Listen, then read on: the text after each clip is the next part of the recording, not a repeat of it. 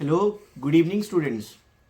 Welcome again humanity series by Deepak sir. इस पूरी series में मैं आपको पॉल साइंस के चैप्टर्स पढ़ा रहा हूँ जो बोर्ड में आपको हेल्प करेंगे, सीयूटी में बहुत ज़्यादा हेल्प करेंगे आपको। तो स्टूडेंट बच्चों ने मुझे डिमांड किया था कि सर आप पॉल साइंस का chapter recent development in Indian politics पढ़ाएं, क्योंकि वो चैप्टर 8 मार्क्स का चैप्टर है और पॉल साइंस का सबसे बड़ा चैप्टर है, लास्ट चैप्टर है सेकेंड बुक का। और मुझे लग रहा है कि बच्चों का अभी लास्ट वाले चैप्टर्स प्रिपेयर नहीं है, तो मैं आपकी पूरी कोशिश करूँगी वो सारे चैप्टर्स पढ़ा दूँ। तो recent development in Indian politics बड़ा प्यारा चैप्टर है, 8 नंबर का बोर्ड में आएगा। तो ये चैप्टर जब एनसीईआरटी में शुरू होता है तो यहाँ पर एक रोलर कोस्टर दिखाया गया है। रोलर कोस्टर में इंडियन पॉलिटिक्स का अप्स एंड डाउन्स दिखाया गया है, जिसमें लीडर्स दिखाए गए हैं, वीपी सिंह, राजीव गांधी, पीके महांता, लाल कृष्ण अडवाणी साहब दिखाए गए हैं। साथ ज्योति बासु जी दिखाए गए हैं। ज्योति बासु वेस्ट बंगाल के चीफ मिनिस्टर रहे हैं फॉर्मर, 20 सालों तक उन्होंने बंगाल की पॉलिटिक्स को डोमिनेट किया। साथ में देवीलाल जी दिखाए गए हैं जो हरियाणा के बहुत अच्छे नेता थे। तो ये सारे roller coaster ups and downs बताता है। और ये चैप्टर इसलिए भी इंपॉर्टेंट है क्योंकि इस चैप्टर के बाद भारत में कॉलिशन पॉलिटिक्स का दौर शुरू हुआ, जैसे गठबंधन सरकारें कहते हैं, जिसमें रीजनलिज्म को काफ़ी स्ट्रेंथ मिला। तो स्टूडेंट्स जब ये चैप्टर स्टार्ट होता है तो इस चैप्टर में हम देखते हैं कि 1990s की शुरुआत कैसे हुई और 1989 के बाद भारत की पॉलिटिक्स में क्या चेंजेस देखने को मिले। तो ये क्वेश्चन पेपर में बार बार आता है कि explain 5 changes faced by India at the beginning of the 1990 या explain 5 changes faced by India after 1989। तो स्टूडेंट पहला चेंज जो हमें मिला कांग्रेस सिस्टम का, end of the Congress system. Congress party खत्म हो गई, कहते हैं उसकी सेंट्रलिटी टूट गई। जो वो सेंट्रिस्ट पार्टी थी वो टूट गई। ये वही कांग्रेस जिसने नेहरू जी के अंडर पहले तीनों लोकसभा चुनाव में डोमिनेंस किया और राजीव गांधी जी के को इंदिरा गांधी की डेथ के बाद 415 लोकसभा सीट्स मिली, जो आज तक रिकॉर्ड है, आज तक किसी को मिली नहीं इतनी सीटें। वो कांग्रेस पार्टी 1989 की इलेक्शन में मात्र 197 सीटों पर सिमट गई। और जो पॉलिटिकल साइंटिस्ट थे उन्होंने कहा कांग्रेस सिस्टम का एंड हो गया, कांग्रेस खत्म हो गई। तो ये बड़ा सेटबैक था जो कांग्रेस को सपोर्ट करते थे। सेकंड जो इशू आता है 1989 के बाद, that was the Mandal issue. आपने मंडल कमीशन के बारे में तो सुना होगा। 1977 में जब मोरारजी देसाई भारत के प्राइम मिनिस्टर बने तो उन्होंने बीपी मंडल, बृजेश्वरी प्रसाद मंडल, जो बिहार के फॉर्मर सीएम थे, उन्हें सेकेंड बैकवर्ड क्लास कमीशन का चेयरमैन अपॉइंट किया और कहा कि मुझे बताओ सोशली एजुकेशनली बैकवर्ड क्लासेस का भारत में क्या स्टेटस है, यानी कि सामाजिक तौर पर, शिक्षित तौर पर जो पिछड़े हुए वर्ग हैं उनके बारे में हमें बताओ। तो बीपी मंडल साहब जी ने 1980 में 1979 में उन्हें अपॉइंट किया जाता है और 1980 में वो अपनी रिपोर्ट सबमिट करते हैं और एक बड़ी रिकमेंडेशन देते हैं कि 27% रिजर्वेशन दे दी जाए सोशली एजुकेशनली बैकवर्ड क्लासेस को।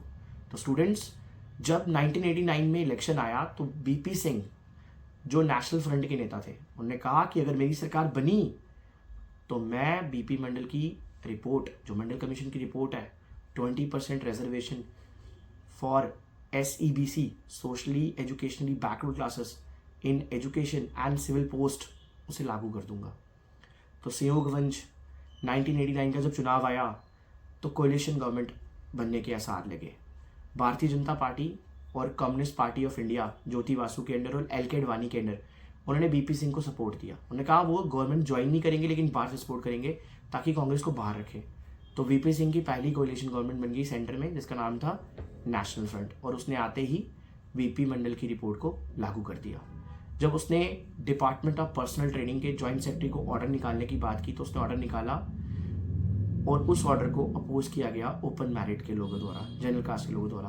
बाद में ये पटिशनें फाइल हुई सुप्रीम कोर्ट में इसके अगेंस्ट और सुप्रीम कोर्ट ने इसको फेमस केस के अंडर सुना। उस केस का नाम था Indira Sahani others versus union of India. उस केस में कहा गया कि जो सरकार का फैसला है वो जनता का फैसला है, जनता ने सरकार को चुना है, हम इसको हटा तो नहीं सकते लेकिन इसको मॉडिफाई करेंगे। 20% रिजर्वेशन मिलेगी ओबीसी को। ओबीसी कॉन्सेप्ट सुप्रीम कोर्ट ने डाला, अदर बैकवर्ड क्लासेस, और जिसकी एनुअल इनकम 6 लाख होगी उसको ओबीसी नहीं मिलेगा। आज उसका क्राइटेरिया 8 लाख है। और कहा गया कि हर साल ओबीसी रिव्यू किया जाएगा और अभी इसकी जो इशूइंग अथॉरिटी है वो तहसीलदार होता है, वो तहसीलदार इसको इशू करता है ओबीसी सर्टिफिकेट, जो सिविल जॉब्स में एजुकेशन इंस्टीट्यूशंस में 27% रिजर्वेशन देता है। तो ये था सेकंड इंपॉर्टेंट इशू जो 1989 के बाद हुआ, दैट इज मंडल इशू। तो थर्ड इशू जो हमारे पास आता है that is new economic policy. अब थोड़ा इकोनॉमिकल पॉइंट ऑफ व्यू से जाऊं तो आपको बताऊं कि 1990 में हमारे देश के प्राइम मिनिस्टर थे PV Narasimha Rao, finance minister थे डॉक्टर मनमोहन सिंह और पीवी नरसिम्हा राव, ये दो थे। लेकिन उससे पहले राजीव गांधी 1984 से 89 तक हमारे प्राइम मिनिस्टर थे। राजीव गांधी की डेथ हो गई थी, तमिल्स ने उनको असैसिनेट कर दिया था।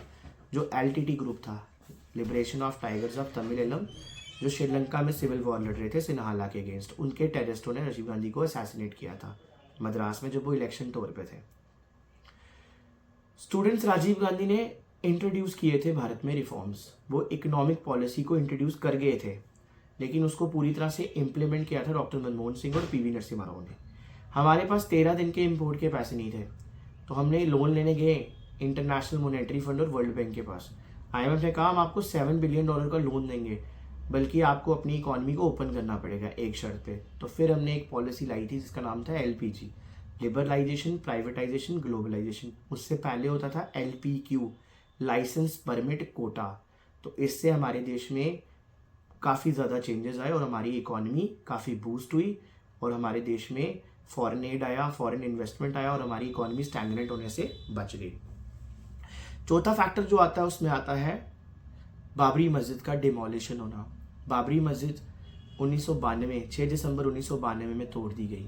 ये वही बाबरी मस्जिद थी जहाँ लॉर्ड रामा का जन्म हुआ था अयोध्या में, और कहते थे कि बाबर एम्परर जब आया इंडिया में 1526 में फर्स्ट बैटल ऑफ पानीपत जीतने के बाद, जिसमें उसने इब्राहिम लोधी को हराया था और दिल्ली की गद्दी पे कब्जा किया, और उसने आके ही भारत में टेम्पल डिस्ट्रॉय करना शुरू कर दिया। तो उसका जनरल था मिर्बाकी। उसने अयोध्या में लॉर्ड राम जी के टेम्पल को तोड़कर, भगवान राम जी के टेम्पल को तोड़कर वहाँ पे बाबरी मस्जिद का निर्माण किया।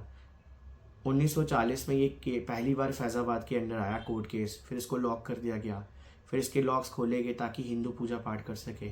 फिर ये मसला हाई कोर्ट गया, हाई कोर्ट ने 2008 में फैसला सुनाया। फिर ये मसला गया सुप्रीम कोर्ट ने 2019 में ये फैसला दिया जस्टिस रंजन गोगोई जी की अध्यक्षता में, उनकी पीठ उसको हेड कर रही थी। 5-0 से ये फैसला सुनाया गया कि राम जन्मभूमि को ही जाता है ये लैंड, और वहाँ पे 2024 में भव्य राम मंदिर का निर्माण किया गया। और अब वहाँ पे राम मंदिर जो हिंदुओं की आस्था का प्रतीक है वो खुल चुका है। श्रद्धालु बढ़ चढ़ कर वहाँ जाते हैं और पूजा पाठ करते हैं। तो हम यही प्रार्थना करेंगे कि राम भगवान भारत में सेकुलरिज्म को प्रमोट करें, कौमी एकता बढ़ाएं। हमें ज़रूरत नहीं है धर्मों पे लड़ने की, हमें सबको साथ चलना है, तभी भारत प्रगति के मार्ग पर चलेगा। हर एक धर्म की रिस्पेक्ट करनी है, हमें हर एक धर्म की रिस्पेक्ट करनी है, तभी हम आगे बढ़ेंगे। तो जो नेक्स्ट पॉइंट था वो था assassination of the Rajiv Gandhi. Rajiv Gandhi का असैसिनेशन 1991 में हुआ। वो इलेक्शन टूर में गए थे, वहाँ पे उनको तमिलियंस ने असैसिनेट कर दिया क्योंकि वो तमिलों के साथ जो अत्याचार हो रहा था श्रीलंका पे उस पर चुप रहे थे। 1987 में उन्होंने IPKF भेजा था, इंडियन पीस कीपिंग फोर्स। बाद में सिन्हालास के प्रेशर के कारण उन्होंने उसको वापस बुला लिया। तो तमिल उनसे दुखी थे, जिस वजह से उनको वहाँ से हटाना पड़ा और उनको असैसिनेट कर दिया। फिर हमारे पास कोएलिशन एरा शुरू होता है। कोएलिशन एरा में हमारी पहली गवर्नमेंट BP सिंह की बनती है नेशनल फ्रंट के अंडर, और नेशनल फ्रंट के जो नेता उनको सपोर्ट करते हैं वो लाल कृष्ण आडवाणी सपोर्ट करते हैं BJP से, और ज्योति वासु करते हैं जो वेस्ट बंगाल के फॉर्मर CM रहे हैं। वो कांग्रेस को बाहर रखना चाहते थे। फिर हमारे पास एक दौर आता था जब पूरे भारत में इंदिरा गांधी का डोमिनेंस होता था। 1970 में कहा जाता था Indira is India, India is Indira, Indira ही भारत है, भारत ही इंदिरा है।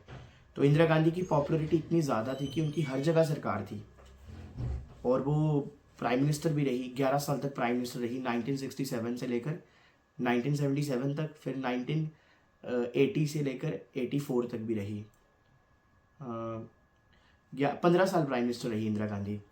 फिर हमारे पास आता है कि हमारे अलग अलग अटल बिहारी वाजपेयी के बारे में। अटल बिहारी वाजपेयी हमारे नेशनल डेमोक्रेटिक अलायंस के प्राइम मिनिस्टर थे। भारतीय जनता पार्टी उसमें लार्जेस्ट पार्टी थी। अटल बिहारी वाजपेयी ने ही भारतीय जनता पार्टी को फाउंड किया था 1980 में। वो पहले जनसंघ में हुआ करते थे। जनता पार्टी जब बनी थी 1977 में, वहाँ पे फॉरेन मिनिस्टर थे। वो हमारे पहले नेता थे जिन्होंने यूनाइटेड नेशन जनरल असेंबली को हिंदी में संबोधित किया था। तो एक क्वेश्चन हमारे पास आता है कि सेंट्रल गवर्नमेंट सिंस 1989, ये बड़ा प्यारा क्वेश्चन है जिसमें पूछा जाता है कि कोalitions और उनके प्राइम मिनिस्टर्स के नाम बताओ 89 से आज तक की जितनी सरकारें बनी हैं। तो 1989 में हमारे पास वीपी सिंह की सरकार बनी, बीजेपी ने सपोर्ट किया उसको। फिर 1990 में वही नेशनल फ्रंट की एक सेक्शन चंद्रशेखर लेके आए जिसको कांग्रेस ने सपोर्ट किया। तीसरे नंबर पे पीवी नरसिम्हा राव 91 से 96 तक रहे, वो कांग्रेस के अंडर थे, कांग्रेस उसमें डोमिनेट थी, पीवी नरसिम्हा राव। फिर आए हमारे अटल बिहारी वाजपेयी जिनकी सरकार सिर्फ 13 दिन के लिए रही, गिर गई थी। फिर हमारे पास एचडी देवगौड़ा बने 96 से 97, यूनाइटेड फ्रंट के नेता थे जिनको कांग्रेस ने सपोर्ट किया। फिर आई के गुजराल साहब बने, वो भी कांग्रेस ने सपोर्ट किया। फिर अटल बिहारी वाजपेयी साहब NDA 1 1998 से 1999, जब उन्होंने पोखरान किया था, राजस्थान में न्यूक्लियर टेस्ट हुआ था। फिर 1999 से 2004 तक वो फुल टाइम प्राइम मिनिस्टर रहे 5 ईयर्स तक। फिर 2004 से 2014 तक यूपीए की सरकार रही, United progressive alliance, doctor Manmohan Singh. UPA 1 में doctor Manmohan Singh prime minister, UPA 2 again doctor Manmohan Singh. UPA stand for United progressive alliance. फिर 2014 का जब चुनाव आया तो भारतीय जनता पार्टी को 282 सीट्स मिली, जिसमें नरेंद्र मोदी प्राइम मिनिस्टर बने। फिर 2019 का चुनाव हुआ जिसमें बीजेपी को 303 सीटें मिली, अगेन मोदी जी प्रधानमंत्री बने। फिर हमारे पास तीसरा चुनाव 2024 का हुआ जिसमें भाजपा को 240 सीट्स मिली और उसे कोalition दिया, सपोर्ट दिया जनता दल यूनाइटेड, नीतीश कुमार की पार्टी, चंद्रबाबू नायडू जी की पार्टी जो मेजर अलायंस पार्टनर है आंध्र प्रदेश वाले, उनके अंडर NDA बना, नेशनल डेमोक्रेटिक अलायंस, जन लोकतांत्रिक गठबंधन, उसके नेता मोदी जी बने। तो मोदी जी नेहरू जी के बाद दूसरे ऐसे प्रधानमंत्री जो कंसेक्यूटिवली तीसरी बार प्राइम मिनिस्टर बने हैं। ये मोदी जी ने इतिहास में अपना नाम दर्ज कराया है। और अगर मैं मंडल की बात करूँ, मंडल हमने इसमें डिस्कस किया। पॉलिटिकल फॉलोआउट्स पे जाएं तो एक और पार्टी बनी, that is BSP, Bahujan Samaj party. Basically 1978 में दलितों की अपलिफ्टमेंट की बात हुई, backward areas minority and the community employees federation, backward minorities communities employees federation बना। उस ऑर्गेनाइजेशन में वो ट्रेड यूनियन एम्प्लॉयज थे, बिल्कुल गवर्नमेंट जॉब के लोग थे, वो SC ST OBC और माइनॉरिटी को सपोर्ट करते थे। उन्होंने DS4 बनाया, DS4 दलित शोषित संघर्ष समाज समिति, जिसमें वो बात करते थे अपलिफ्टमेंट की, दलितों का, OBC का, रिलीजियस माइनॉरिटीज़ का, ST का। इनका जो सबसे ज़्यादा स्ट्रॉन्ग बेस था दलित वोटर्स के बीच में, पंजाब, हरियाणा, उत्तर प्रदेश। 1980 और 1991 के इलेक्शंस में इनको उत्तर प्रदेश में ब्रेक थ्रू मिला। इस पार्टी को बनाने वाले थे बहुजन समाज पार्टी, उसके फाउंडर थे कांशी राम जी। आज उस पार्टी की सुप्रीमो है कुमारी मायावती, जो यूपी की 3-4 बार चीफ मिनिस्टर रही हुई है। तो ये दलित वोटर्स को अपलिफ्टमेंट करने की बात करते हैं। फिर हमारे पास आता है एक question, rise of the BJP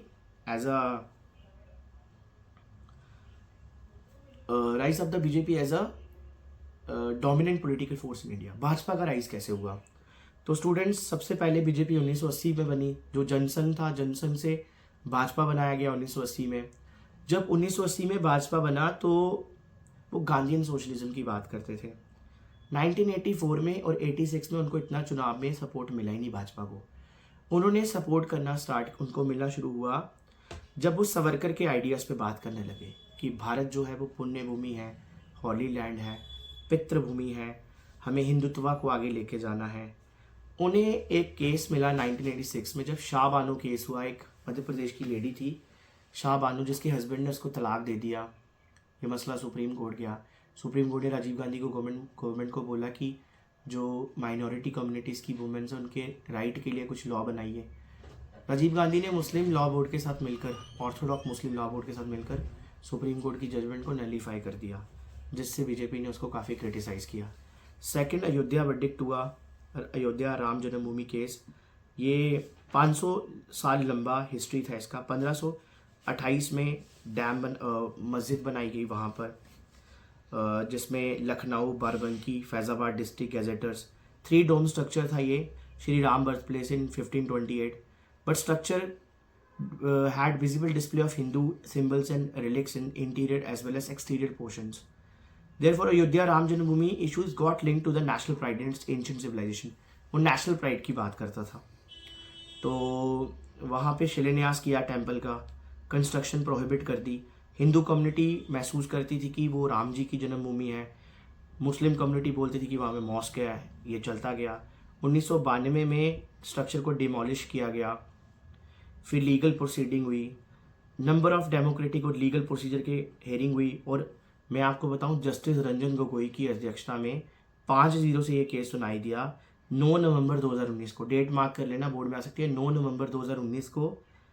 और राम जन्मभूमि तीर्थ क्षेत्र ट्रस्ट बनाया गया, और हालांकि एक मॉस्क भी बनेगी जो सुन्नी सेंट्रल वक्फ बोर्ड बनाएगा, उसके लिए अलग से लैंड दी गई है। तो सुप्रीम कोर्ट का डिसीजन सेलिब्रेट किया गया सोसाइटी में, एक मेजॉरिटी था। तो आज तो राम जन्मभूमि की कंस्ट्रक्शन भी वहाँ पर हो गई है।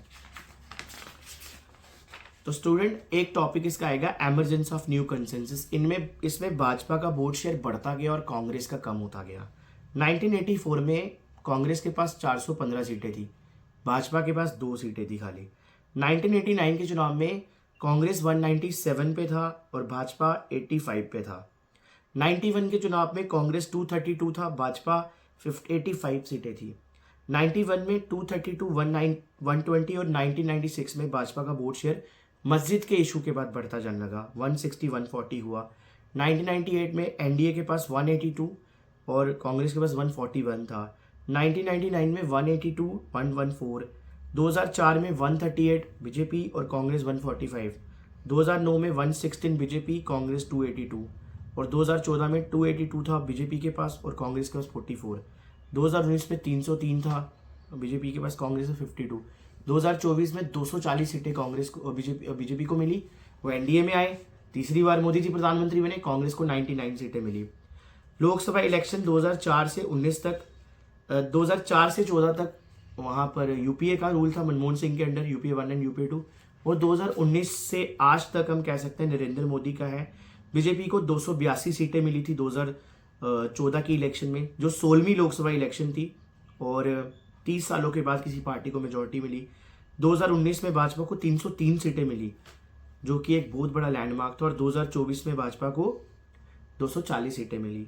अब एक बड़ा प्यारा क्वेश्चन आता है, growing consensus among the political party, ये भी 6 नंबर में आ सकता है। इसमें पहला कंसेंसस बना कि न्यू इकोनॉमिक पॉलिसीज को सारे नेताओं ने एक्सेप्ट किया, इतनी ज्यादा पोलराइजेशन होने के बाद। दूसरा, बैकवर्ड कास्टर्स के क्लेम को भी माना कि जो ओबीसीज हैं उनको भी अपलिफ्टमेंट चाहिए। और तीसरा, स्टेट लेवल पार्टीज को एक नेशनल लेवल पे से मिला, उनको एक इंपॉर्टेंस मिला। और चौथे में प्रैग्मेटिक पॉलिटिक्स पे फोकस करना शुरू कर दिया, यानी कि जो एनडीए में बड़े सारे बीजेपी के पार्टनर ऐसे थे जो उनकी विचारधारा से सपोर्ट नहीं करते, मानते नहीं थे, लेकिन उन्हें पावर के लिए उनके साथ आना पड़ा। तो ये सारे कंसेंसस पर चले, और आज भारत में भी कोalition गवर्नमेंट चल रही है जो भारत की सरकार चला रही है। अब हमारे पास 17 लोकसभा का एक सिनेरियो है, जिसमें भाजपा को 2019 के चुनाव में ये वाला कार्टून इंपॉर्टेंट, आप इसको देख सकते हो। 2019 के चुनाव में भाजपा को 303 सीटें मिली हैं, जिसमें उनका वोट शेयर था 56%।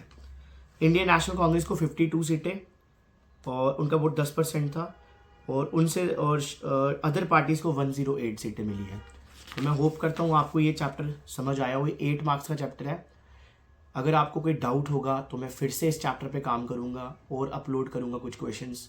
प्लीज़ ये वीडियो बार बार देखिए, इससे आपके बड़े सारे क्वेश्चंस क्लियर होंगे।